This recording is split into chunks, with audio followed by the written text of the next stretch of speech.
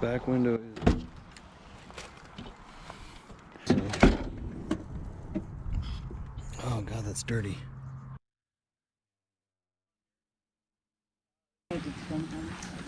We're here. Alright, so our Mercedes E320 CDI turbo diesel is at the Mercedes dealer for some transmission issues right now. So in the meantime, the Ford Mercedes can't get registration on that one, and I need to fix the steering rack. Transmission on this is totally jacked. Porsche is gonna get worked on now. That one needs the air oil separator, funky looking part, and just conveniently gets located all the way back there behind this, way down in there. So I have to take apart a whole bunch of stuff. I'm not going to do a whole tutorial on that because there's actually some pretty good ones online already. This one, engine's knocking real bad if you haven't seen the other video showing that. So that one's going to need a whole lot more work. For size comparison, there's not much room to work with here. And so you're going in back there, and hopefully it's recording on that, and I got it. So this whole assembly right here is the air oil separator. So I need to plug up the intakes there and then blow this out or something. Plugged up the holes. A red solo cup fits very nicely in there. Something that I've always despised, this style of clip right here. Anybody that uses those in their designing walk into a spider web full of big spiders that are really aggressive, and I hope they bite you, and then I hope you have this weird reaction and it makes your face like swell up and stuff, and then you have to live with that for like 2 or 3 weeks.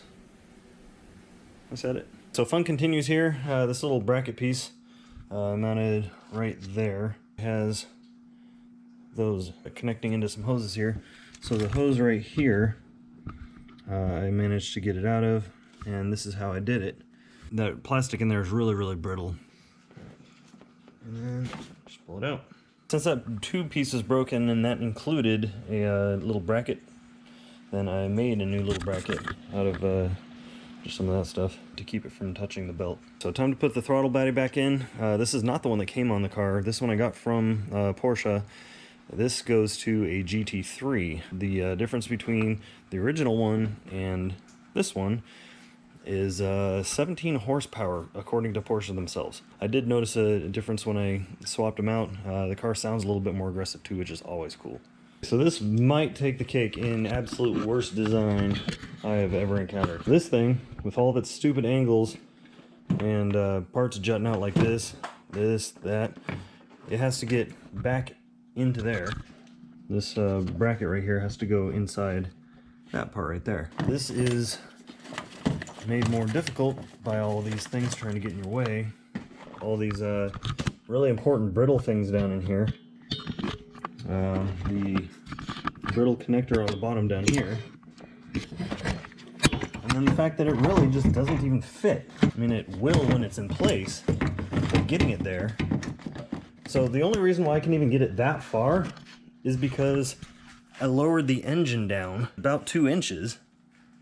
Alright, she's all put back together now, and I need to jump start the car because the battery is probably 2 years past dead.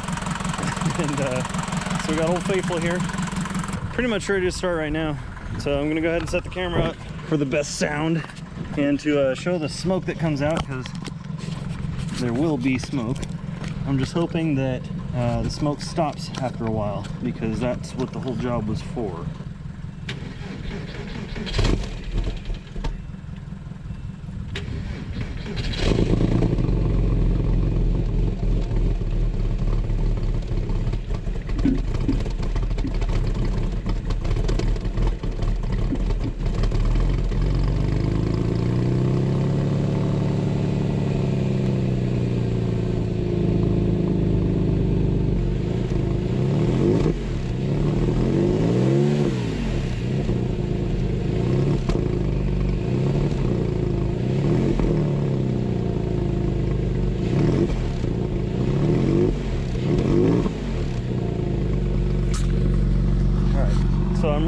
hoping that that clears up. I'm thinking the head gasket is probably shot because it's been running for a few minutes now and I'm still getting real bad white smoke. Anyway, I'm gonna take it around the block real quick. She sounds real good though.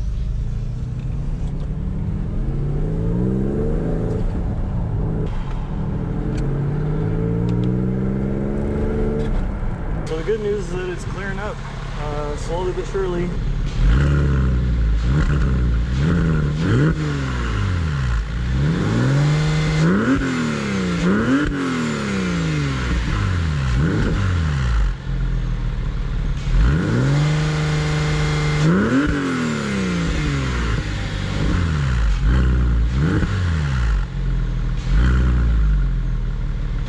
Oh, God, I've missed that car.